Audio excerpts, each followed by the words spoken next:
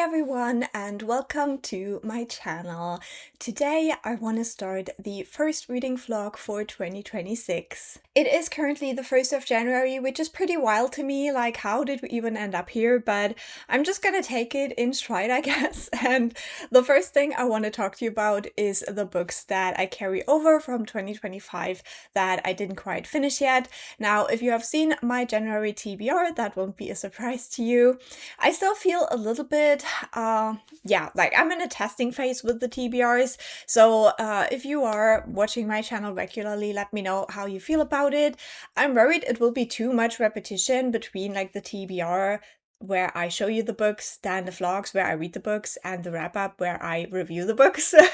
But we'll see how it goes. Usually it's not like all the same kind of people who watch these videos. So yeah, just let me know what you think in the comments. But let's talk about my carried over books. So I'm still reading the Grimm's Fairytales. I have around not quite 800 pages left to read with this second volume and then the notes in the third volume. So there is still quite a bit to go with this little project that I'm doing. However, right now this is not a super high priority just because I'm just coming out of my every book all at once challenge and I'm like getting a little bit over reading books just to get them finished. So while I do really want to finish this in January, I'm not gonna start on day one, just letting you know.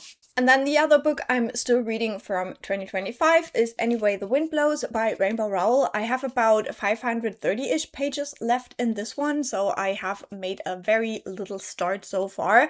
This is a 5-star prediction for me, so I am very, very excited to read this one. But again, this won't be the first book I pick up, and now you're maybe wondering like what's going on. But yeah, I feel like because this has been like the challenge thing, I need to distance myself a little bit first before I continue reading these books. And I do like to start out the year with a bang. And historically for me, there's two things that work really well for that purpose. Now, the first thing is rereading a favorite book. That usually is like my favorite way to start the year. And so I think the book I want to read first this year is Nevermoor by Jessica Townsend.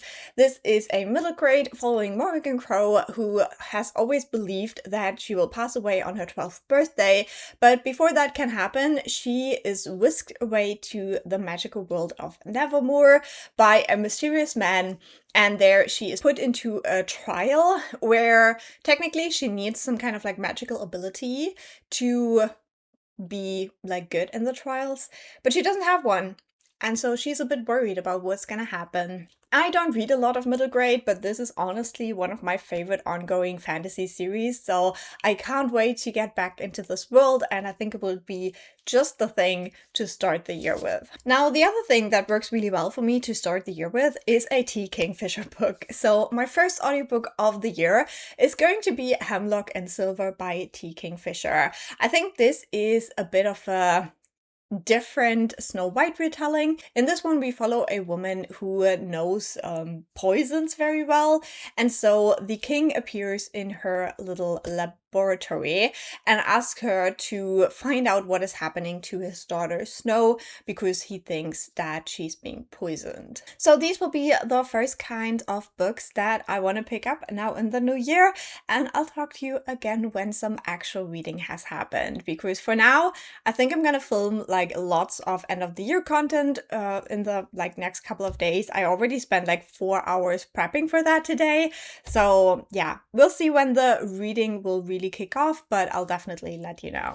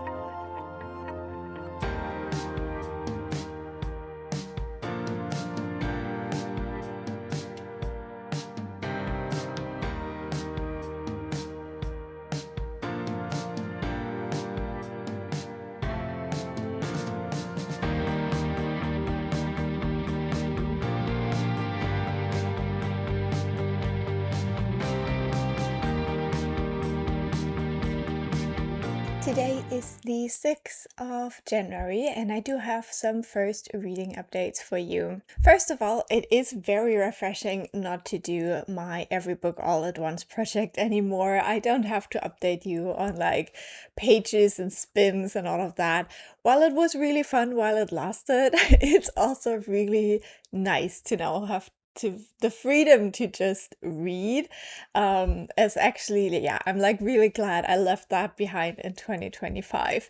My reading has also slowed down quite a bit, just because I wanted to take a breather.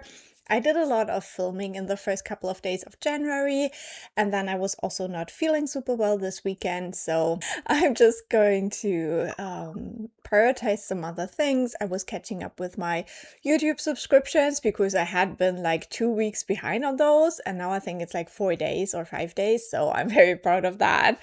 But I also finished my first book this weekend, and that was Nevermoor. This is a reread. This is the first book in the Nevermoor series by Jessica Townsend. This is my favorite ongoing middle grade series. Not that I'm reading a ton of middle grade, but this one is just so magical and fun and fantastic, and I had a very, very good time rereading this book. Now, the first chapters are always a little bit hard to read because we're following Morrigan Crow, our main character, as she is considered a cursed child, and so basically everything that goes wrong in her community is blamed on her.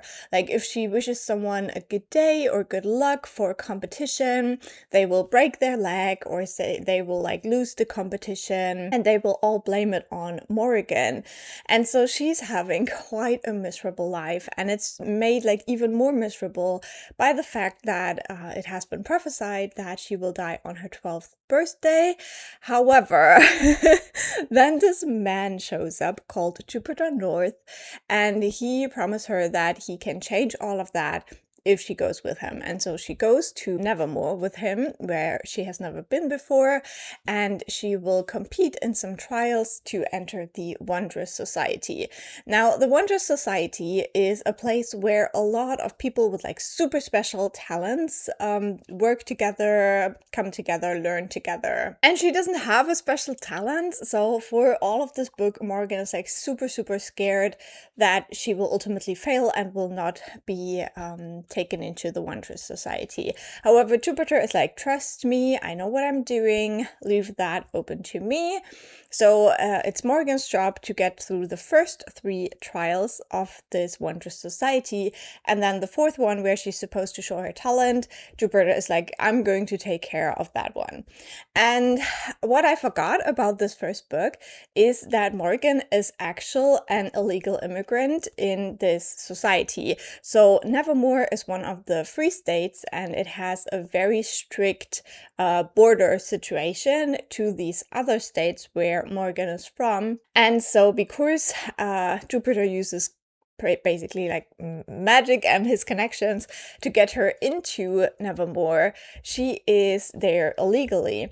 And I had forgotten all about that, and it was very interesting with like everything we've been seeing last year with like ICE in the US, but also with deportations that happen in Germany and that sometimes are just as cruel and as useless. It was just interesting to revisit that part of the story as well, and to see how there is this like one border control cop person. They call it the Stink in this world, like the kind of like evil nickname for these people, which I find very, very fitting for like people who want to deport other people. So yeah, I thought that was very interesting, and it was definitely an aspect of the story I had forgotten about. So I'm really glad I reread this one. I love Thorne. He is Morrigan's new best friend that she meets, and he is such a ball of chaos, but also very determined in like his career. He's a dragon rider, and he's like really, really good at it.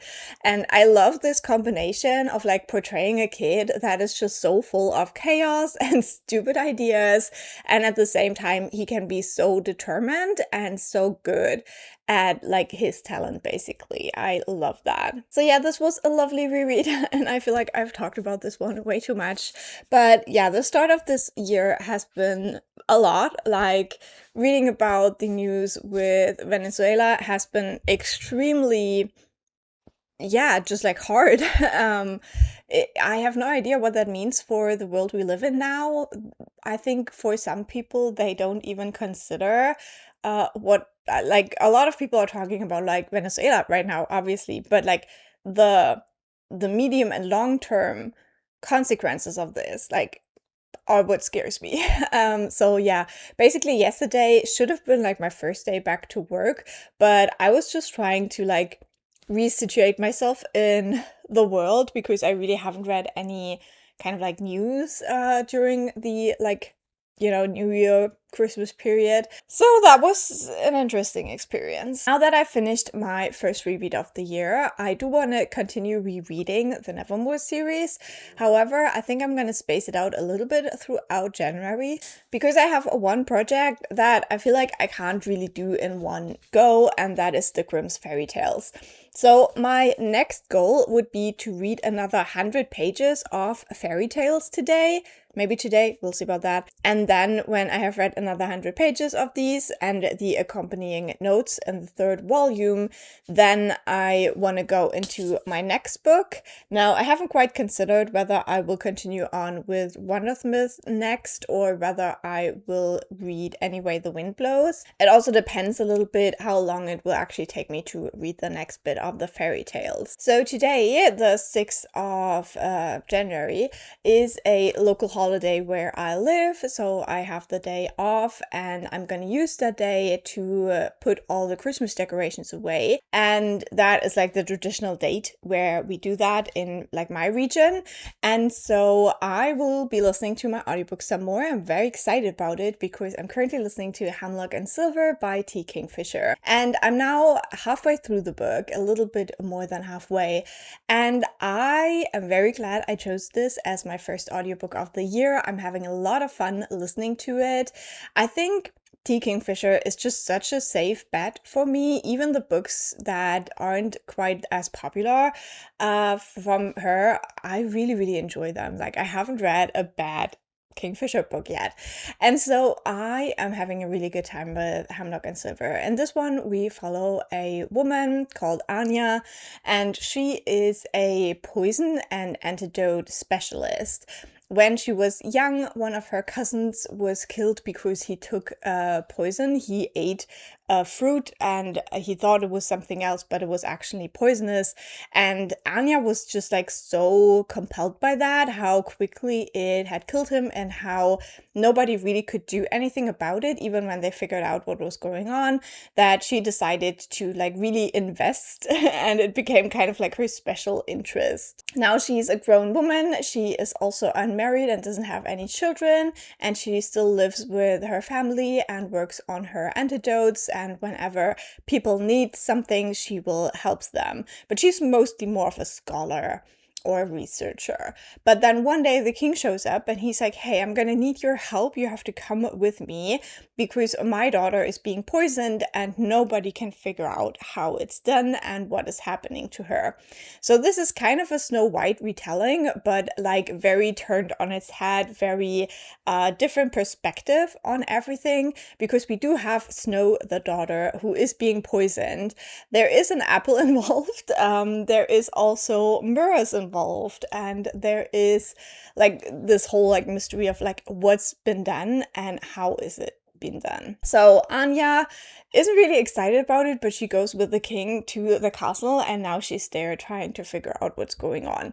Now I feel like the story does take a little bit of time to really get going. We get set up Anya as a character and where she comes from and her interest in these poisons and antidotes quite thoroughly, I would say.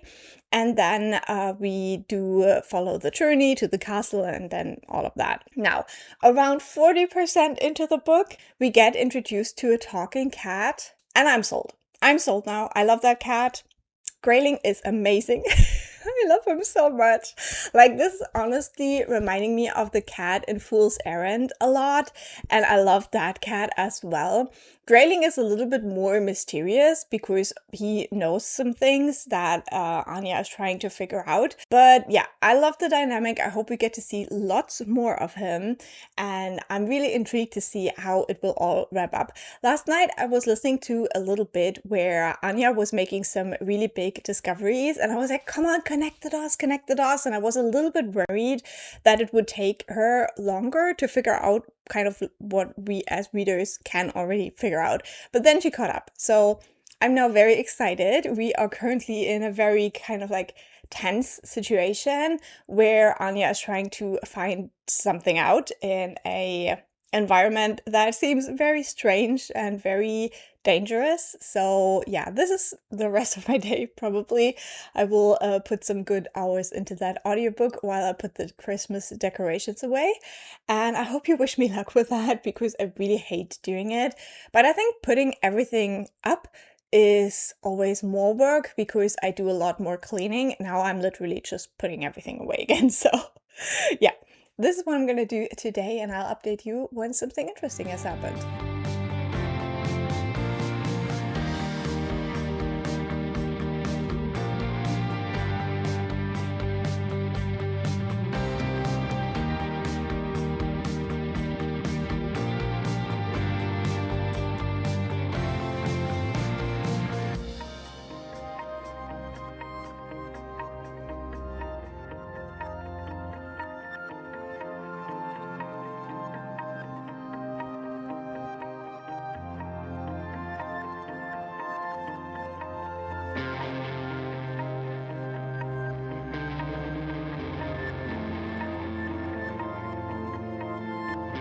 So today is the 10th of January and it is time to update the vlog. Now, this is the worst time, honestly. Like, this start of the year is just terrible. You might have noticed I haven't really talked about anything on my channel yet, and the reason is that all the videos you've been seeing, all of my end of the year content was pre-recorded on the 1st and 2nd of January. So at that point, nothing had really happened. So yeah, now we are looking at a woman that was murdered in the US, trying to escape Musk thugs who were trying to break into her car. And it's scary. It's really scary, and I feel like a lot of like yeah, fear for my American friends. I hope you're all alright, and I hope that you take this chance to go to peaceful protests, because right now I think that's the most important thing you can do, is to show that you're not okay with this and to be fearless in a way. And if you can't do that, that's totally fine. There is other things you can do. Not everyone is made to be out on the streets. That's totally okay. But yeah, it's just so scary, and I feel like from a German perspective as well, it is so scary because obviously I haven't lived through those times, but we've learned all about that in school, and I see a lot of people like calling ICE the Gestapo. I actually think right now they resemble the SA a lot more. Those were also thugs that at the beginning of Hitler's time in Germany, they basically had the job to cause chaos. They would go out and they would start fights with leftists, just to sow fear, to sow chaos, to spread violence in society.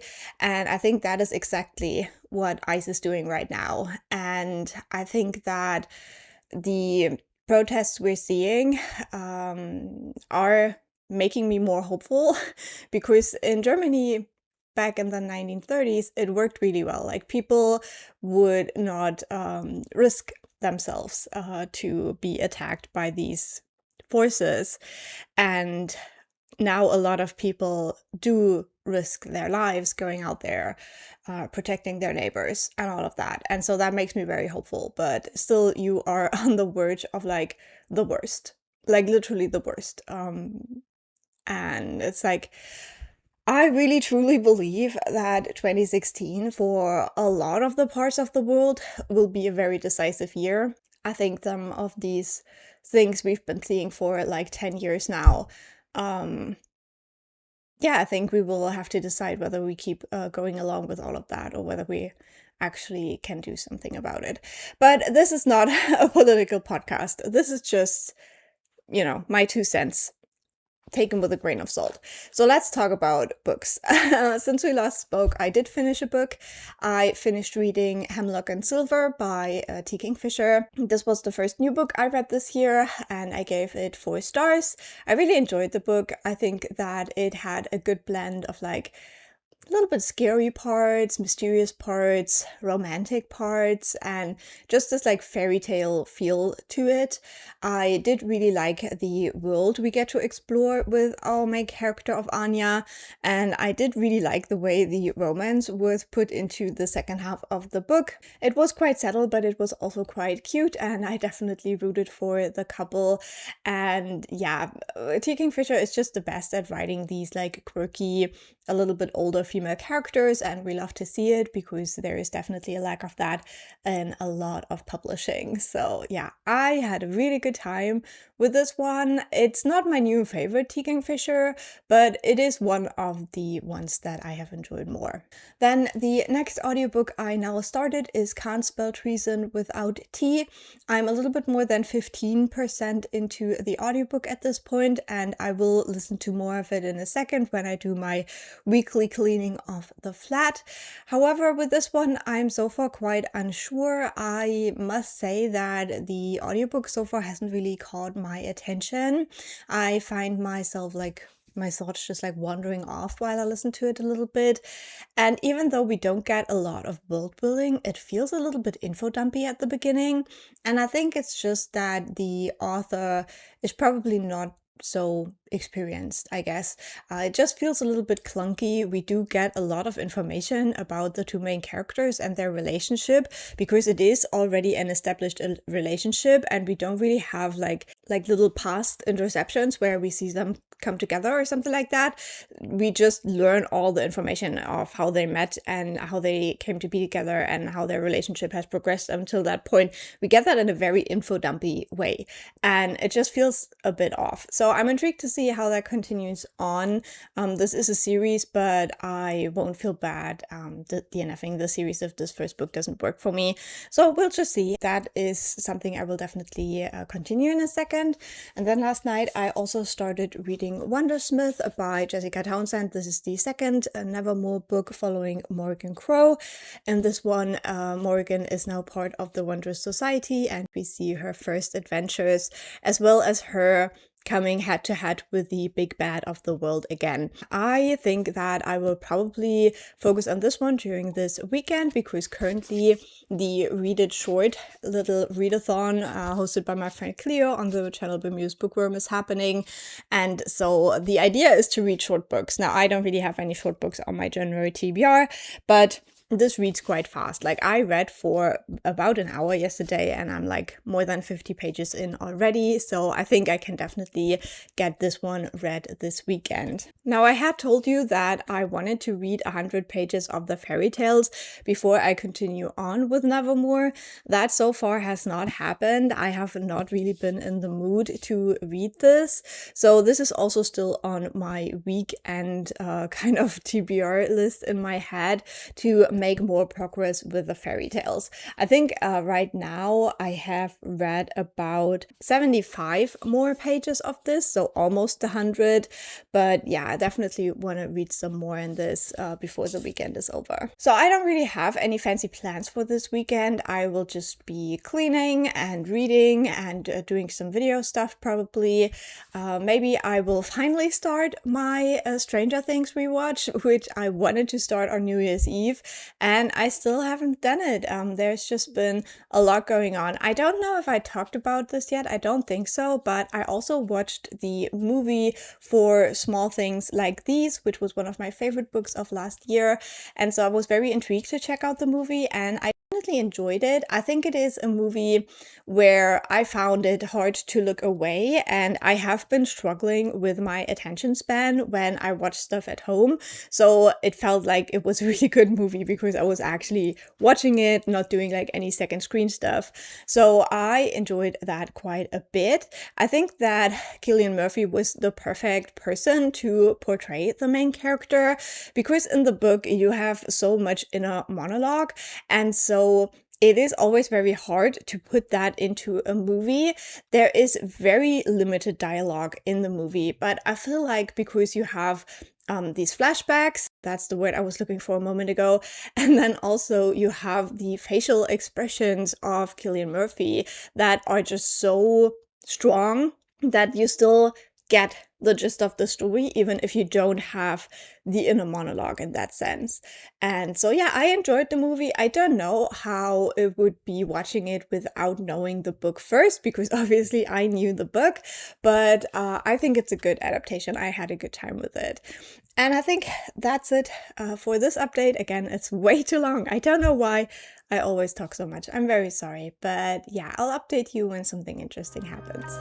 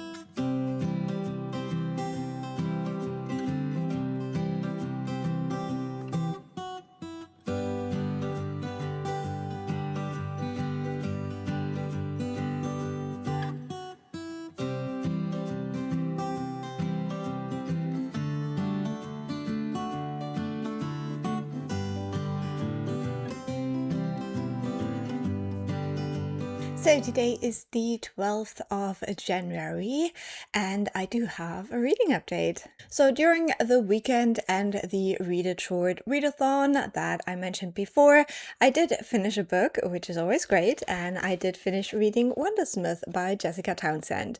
So this is the second book in the Nevermoor series. In this one, we follow Morrigan as she has made it into the Wondrous Society. However, now she has a secret, and some people know about it and some people don't, and Morrigan is kind of struggling with that, but also just her companions struggling with that, I guess, because now they have to keep a secret that isn't really their own, and there is also a mysterious blackmailer involved. And then also Morrigan doesn't really get what she thought she would get once she is in the society. So she's also struggling with kind of her expectations, but then also just people being afraid of her. And I really forgot how mean people are in this book. I really forgot that some of these adults treat a 12-year-old like she is a dangerous monster.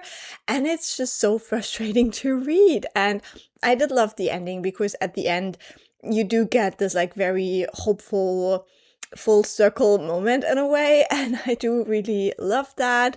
I can't wait to go into book 3. I gave this one 5 stars on Reread. I think I like this series a lot because it does kind of feel like it could be also like a villain origin story, but it's also not. And I just like that it doesn't feel like so cookie cutter middle grade fantasy. Not that I read a lot of it, so who am I to judge? But I just really like that perspective that we get in here with Morrigan. and her powers. I also think that the magic in the series is just so creative.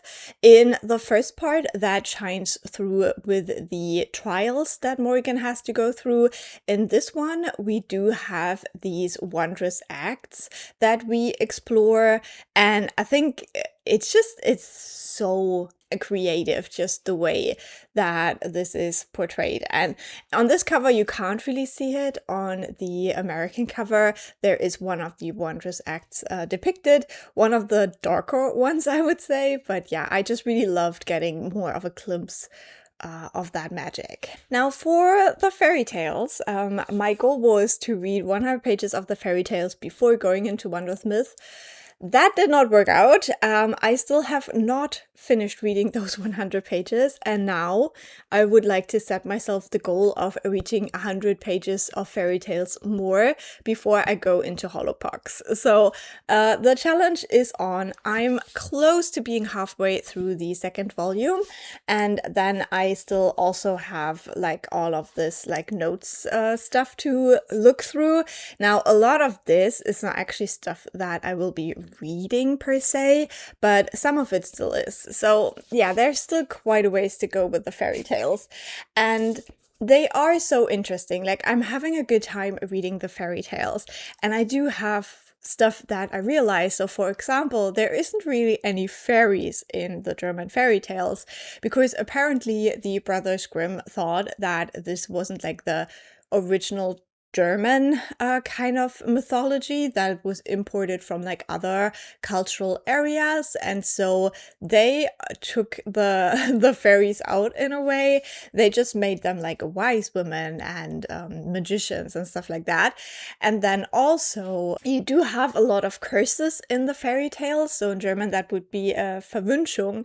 However, it's never really said who does all that cursing. So you have a ton of like cursed princes and princesses just hanging around at the edges of stories, but you never know why they were cursed or who cursed them or how they were cursed. So I think that's kind of funny that this is such a common theme that you have in almost all of the fairy tales. There is at least one person with a curse, but you don't really know how that came to be at all.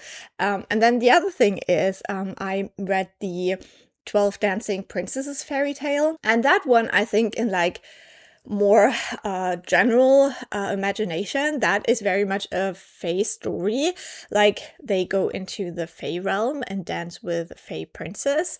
However, in this version, it's not. There is no fairies. And so I think that is such an interesting fairy tale, because basically there's this like old soldier who figures it all out, and because he tells the king what is happening to the princesses, the cursed princes they were visiting don't actually get freed. So they stay cursed, and that is like very rare. You usually have these fairy tales where the curses are broken, and with that one it's so interesting because it never mentions like what happens to them. Like, it's basically like they were the bad guys, but they were cursed princes like all of the other cursed princes in the other fairy tales, and for some reason these ones weren't the good guys. And it has no real explanation for that. So I think it's like kind of funny and interesting to look at these fairy tales. Similar with like Sleeping Beauty, there is no like fairy godmother in there in the German version. So yeah, so it is still interesting. It's just that I need more brain power, and it's like very slow going because the text is also super small. So it feels like more fun to read the Morgan Crow books where I can actually make some progress. Last but not least, for my audiobook, I'm now a little bit more than a third through Can't Spell Treason Without T. And with that one, I'm still struggling a little bit. I feel like I'm getting more into the groove of the story now.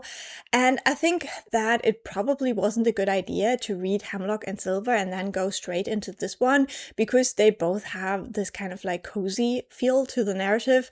And maybe it's just a little bit too much to do that all at once. Maybe I I should have broken it up with a different audiobook in between, and then I would enjoy this one more. I don't really know, but yeah, I will keep going with it and we'll see how it all pans out. There are some interesting aspects.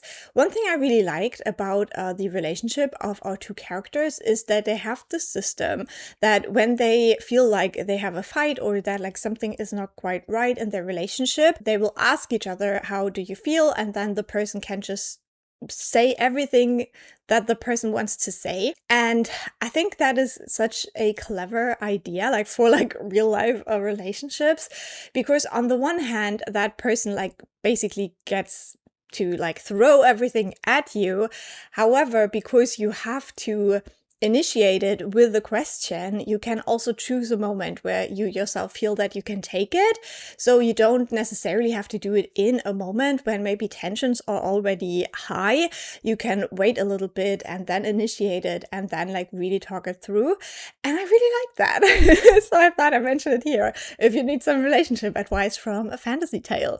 So yeah, that's my reading for now. I think I will do one more update probably, and then we'll end this first part of the vlog. And why do I yap so much? I really thought these vlogs would be shorter now, but I'm a yapper. Sorry.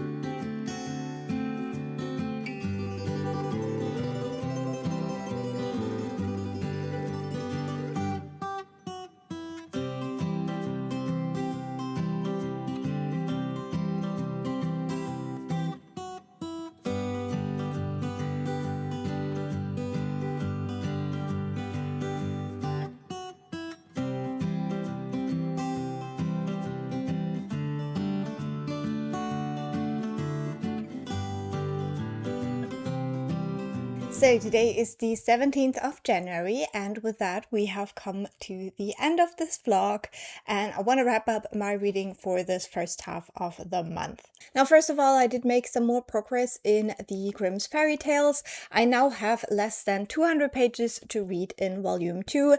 This is still going to take me quite a while, I guess around like 8-ish hours, because I am very, very slow reading this book, because I also have to go back to the notes in volume 3 and all of that. So we will continue to make our way through this one in the rest of the month, and I'm not quite sure whether I will actually manage to finish that in January, but we'll see. I'll just keep chipping away at it, and I feel like I have reached the point where a lot of the fairy tales that are now in here aren't really like fairy tales, or are not like collected in the same like oral fashion as a lot of the volume 1 fairy tales were. A lot of these are now taken from like other books and stuff, or are just like very short, more like games instead of fairy tales, like little lying games and stuff like that. Making my way through, it is still something that I feel will be a great achievement to have read all of these, so I will continue to do that. Last night I also started reading Hollowpox. I made it 70 pages in, and this is going to be my little project for this weekend. I hope to have a lovely time rereading this one as well, but I will talk more about it in my next vlog when I actually sit down and read all of this. And then I have a couple of minutes left in my audiobook, Can't Spell Treason Without T. However, this is kind of like an added chapter at the end of the book that I'm currently reading. So I have finished the story of the book, and now there is like one added chapter about how our two main characters met, which I feel like, do I need that at the end of the book? Not really, but okay. And then there's also a little excerpt from the second book. Now, I think I will DNF this series. I really didn't have a good time with this book. I think I'm gonna give it 3 stars. This was just a book that I never felt excited about picking up, and I think the main reason for that is that I found the 2 main characters to be very unlikable, especially the mage character. She's supposed to be like the most powerful mage of the realm, and so she has a lot of responsibility. A lot of people are looking up to her, asking her for solutions to problems. She has a lot of power, all of that. But she is such a bitch about it, and I'm sorry to say that, but on the one hand, she is like super frustrated that people always come to her with their problems, and then she has to solve it, and she hates that. And when it's like actual like life-threatening problems for people, it just feels like such a terrible attitude to be like, ugh, why do these people always come to me and want me to help? You know, they're dying. They're literally dying. They're being attacked by magical beings and they can't defend themselves because only you have that power. Sorry, these people ask for help. And then on the other hand, she's always like, when she helps people, she doesn't want them to view her as like this all-powerful mage. She's just a person, and she doesn't really like it when people like make a lot of fuss about her saving them, you know, like being like, oh, don't thank me, whatever. And then there's this scene where she comes up with a very silly thing. Like, I'm not saying that it wouldn't be great, but it's like silly. It's literally silly. And people are like, yeah, okay, I guess, like, good for you that you found that magic thing. Like, yay. And she gets so annoyed that people are not celebrating her magical breakthrough because it is for a silly thing. She's like, oh, why can't people see how amazing it is what I just did here? And I'm like, when you actually go around saving people, you don't want them to thank you. But if you invent the silly thing and people are like, yeah, cool, I guess, then they're not thankful enough. Like, what is happening with you? And that's just one of the things. And she's supposed to have anxiety, and I don't want to like be negative about the rep of the anxiety because I can't really speak to that. That is like a very subjective thing for a lot of people. And if you felt like represented by that, I don't mean that her like whole person is bad, but just these aspects I just mentioned, I just really did not like her as a person. And then we have the other person in this couple, and she is the guard of a queen. However, the queen is a murderous tyrant. It's like literally as if she was serving Trump.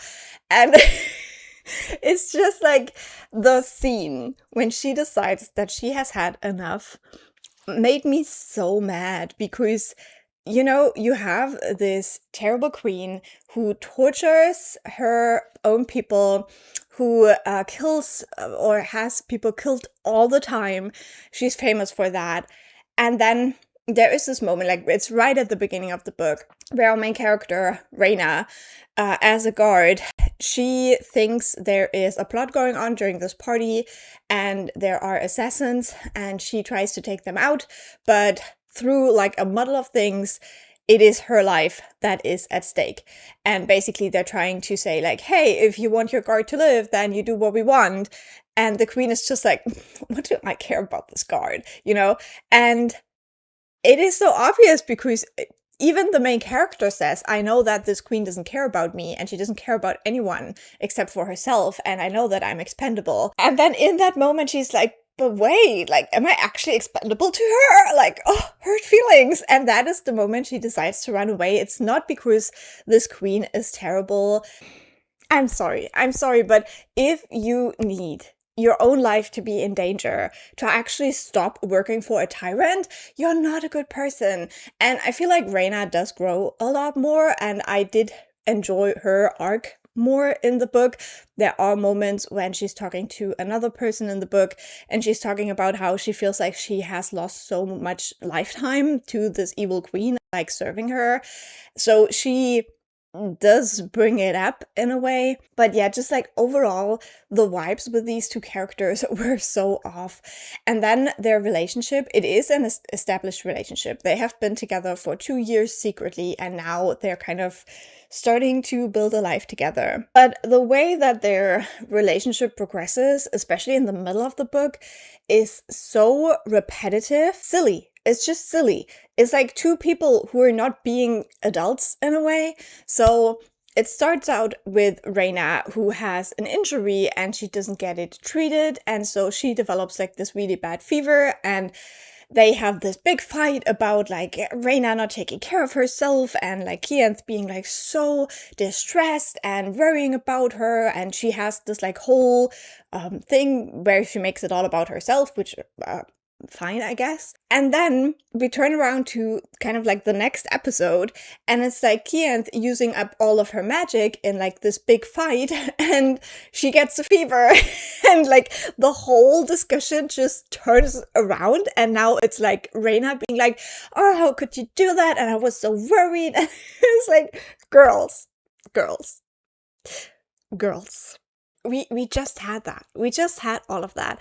And at one point, I was doing the dishes at night. I was listening to the audiobook, and they literally had a 25-minute fight in the audiobook about what I just described. And I just got so bored with these characters that I turned the audiobook off and just started listening to music, because I was like, I cannot deal with these people anymore. I think why this book didn't work for me, apart from the character work and the relationship dynamic that is just not for me, is because this is a cozy fantasy that is very, very focused on this romantic couple. And we do not have the found family aspect. It is trying to do that, but not successfully, in my opinion. So that is what I look for in my cozy fantasy. I don't care about the romance. I need like a found family. I need people who have been isolated before to come into some kind of a group, a community, and they arrive there. They find their place there. That's what I want to read. And that's not what this book does. And then we have a fantasy plot going on. And before I started reading this book, a lot of people were like, hey, this is like such more high stakes. Like if you enjoyed Legends and Lattes, but this one has higher stakes. And I love Legends and Lattes. I really, really did. I think it is still probably my favorite cozy fantasy book that I've read. So I was like really hoping this one would kind of do the same things, you know? However, the stakes, this is not a standalone book. This is part of a series. However, if you're interested in the actual plot, and nothing happens with it. Like, there is this dragon plot in the book. I don't want to say anything else because I don't want to spoil it for you. But there is a plot with dragons involved. Nothing happens with that. Nothing. We get no resolution whatsoever with that. And it might be that this is like the big plot that spans all 4 books. I will probably never find out because I don't think I will continue with this series. I don't know if the sequels follow different couples or still this couple. We do get this like weird epilogue at the end of the book that suddenly introduces completely new characters. And it kind of feels like a setup for new characters in the second book. And I did not enjoy that. I think that was a very, very weird choice, but I'm just not interested. And I do have the second book through Libby, so I could read it without like any hassle, but right now, no. Right now it's a pass. I'm really, really glad this audiobook is over. I will finish listening to that extra chapter now, and then I will have finished this chapter of my reading life, I think. Okay, sorry, this was again a super, super long update. I am so sorry. This vlog is probably also much longer than I anticipated, and just me yapping a lot. I hope you still enjoyed watching it. Let me know in the comments what was your first like really great read of January. I would love to hear about that. that. Like, what fantastic book did you start the year out with? I'm also really excited for the next reading vlog because that will be all about my birthday. Next week is my birthday week and I'm very excited. I already have, I think, 4 mystery book packages that are just sitting around in my bedroom waiting for my birthday so I can finally unbox them. So if you want to see all of that, if you want to see me unbox these mystery boxes, if you want to see my next vlog, then feel free to subscribe. Also leave a like, that always helps me out. And I will talk to you very soon. Bye!